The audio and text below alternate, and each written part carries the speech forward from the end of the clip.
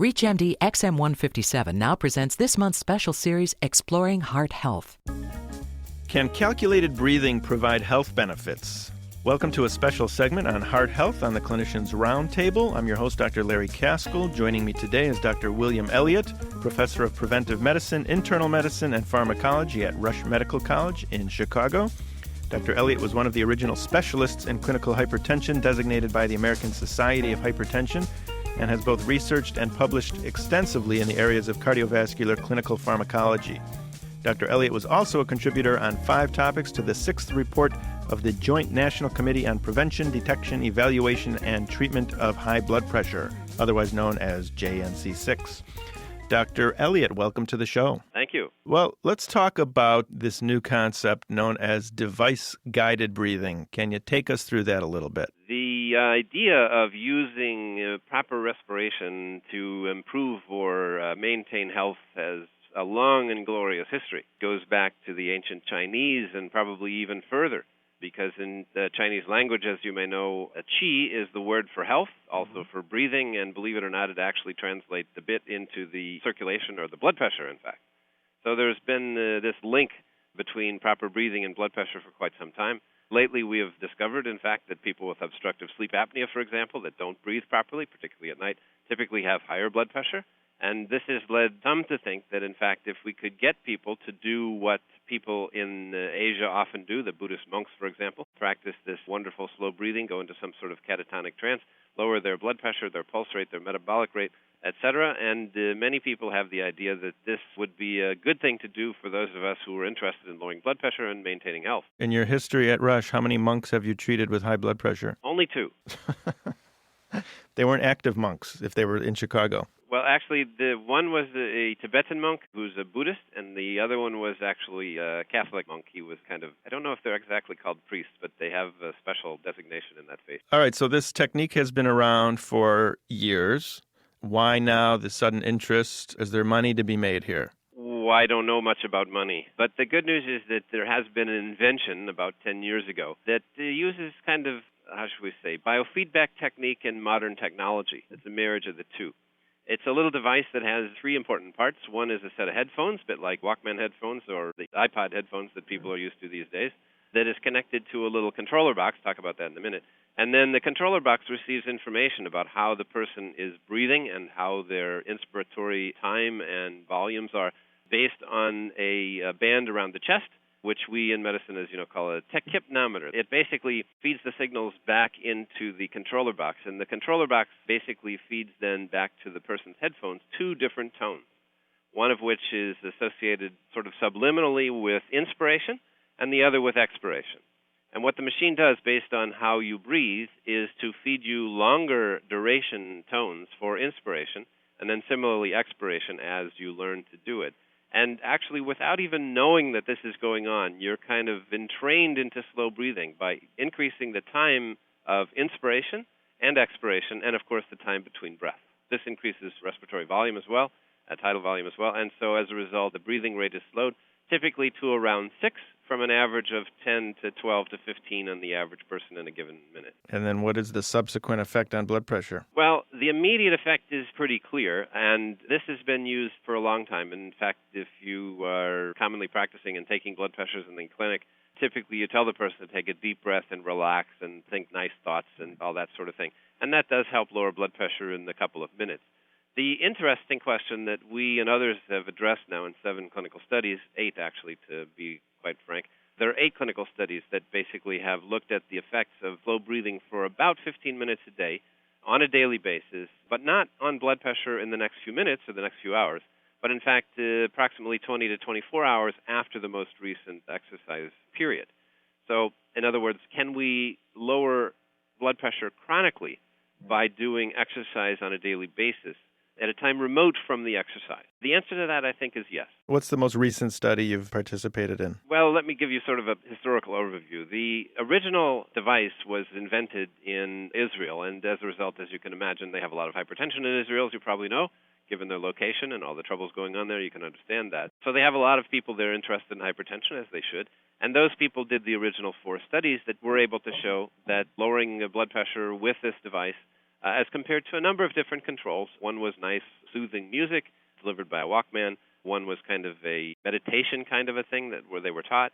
Another one was a control where they were fed white noise. I don't know if you are familiar with the concept, but it's sort of random, non-rhythmic noise as a control. And basically, it's kind of a hissing kind of sound is what it is. And anyway, the point is that in each of those circumstances, no matter how they measured the blood pressure, 24-hour blood pressure monitoring in some circumstances, clinic readings sometimes, home readings other times, there was a significant reduction when people did this slow breathing exercise guided by the device. Our involvement came about because when they came to the United States to try to market the device, they could do so based on what they had, because only if it was to be prescribed by a healthcare provider.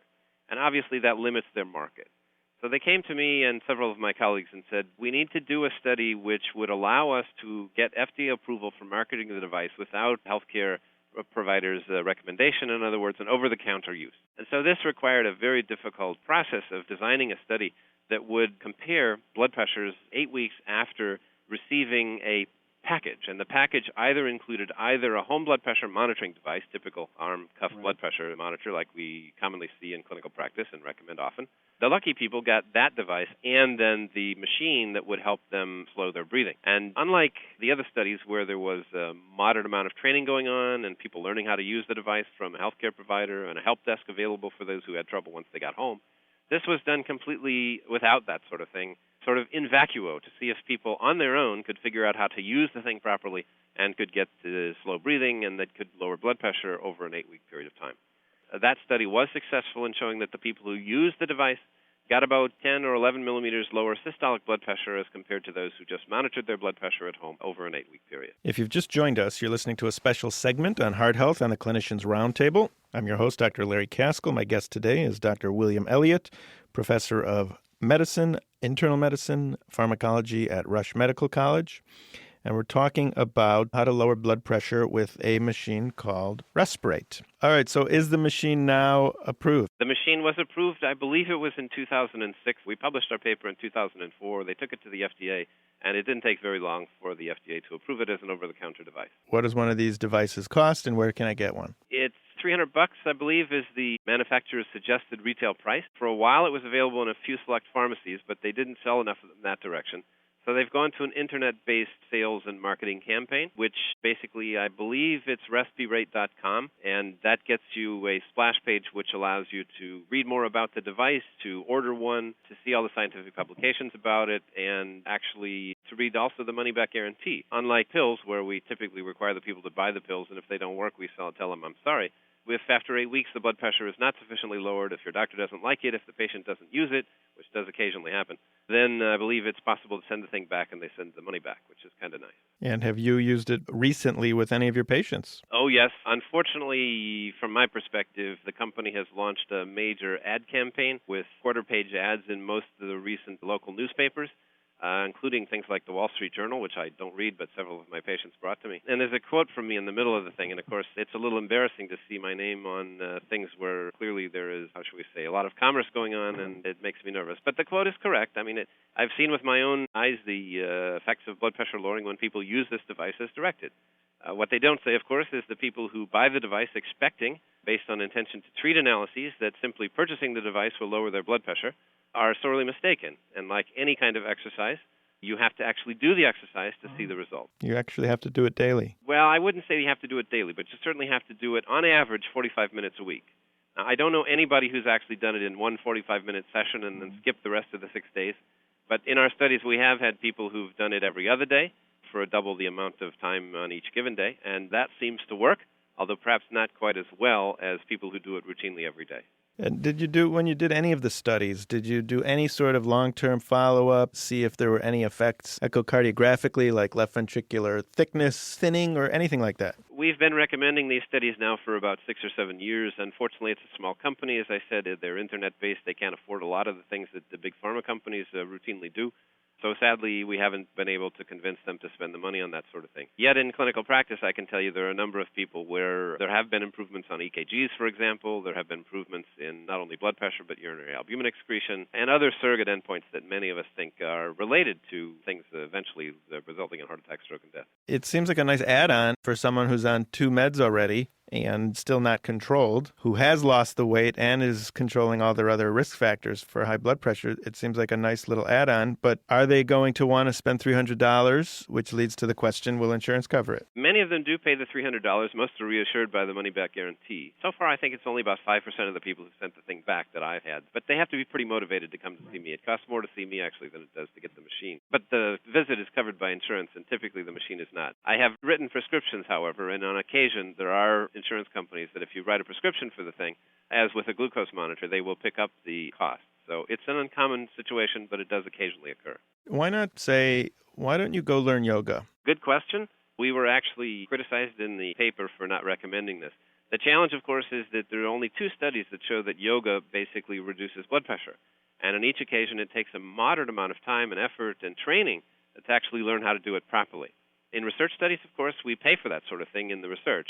In real life, you have to go to the Y or you have to go to find a yoga teacher, etc., and these people are not cheap, unfortunately. And oftentimes the training session takes more money than it does to buy the machine. So sadly, yes, there are yoga exercises that have been shown in the past to improve blood pressure. The biggest such study, as you may remember, was done in the Ford Motor Company plant over in England by a famous Dr. Patel. And the good news is that it does work. The challenge is, A, getting people to learn how to do it properly, and then B, getting them to do it. The nice thing about having the device is it's your trigger. You see that sucker sitting on your desk at night, and you say, I paid for that, I might as well use it. Whereas, when are you going to be reminded to do yoga? Maybe you can set it on your BlackBerry to call you and tell you to remind, now it's your time for yoga practice. The BlackBerry is part of the problem. It's that we are all so wired and our lives are so complicated. We're constantly multitasking. And how much of that do you think is causing high blood pressure? Well, it's hard to say. But the good news is, is that medicine is a discipline where customer service is our only product. And if you're not able to service your customers in a 24/7, 365 situation, you're probably not practicing medicine properly and your patients are not happy. What's the future for the RESPERATE product? What are you working on now? The work that we've done with RESPERATE is pretty much concluded. They've achieved their objective of getting the thing available in the United States without a doctor's prescription. We're using it routinely in the clinic in appropriate patients who are motivated and who will presumably continue to use it. We don't commonly recommend it to people who basically tell me that they're not interested in doing 15 minutes a day with the machine. And you can often figure that out actually pretty easily when they're first there. Well, Dr. William Elliott, as always, a pleasure having you on the show. Thank you. I'm Dr. Larry Kaskel, and you've been listening to a special segment on heart health on the Clinicians Roundtable on XM 157. To comment or to listen to our full library of podcasts, please visit us at our website, reachmd.com. And if you register with the promo code RADIO, you'll get 6 months free of streaming ReachMD that you can listen to over your computer, at work, or at home. Thank you for listening. You've been listening to our special series, Exploring Heart Health. Join us all month for more here on ReachMD XM 157, the channel for medical professionals.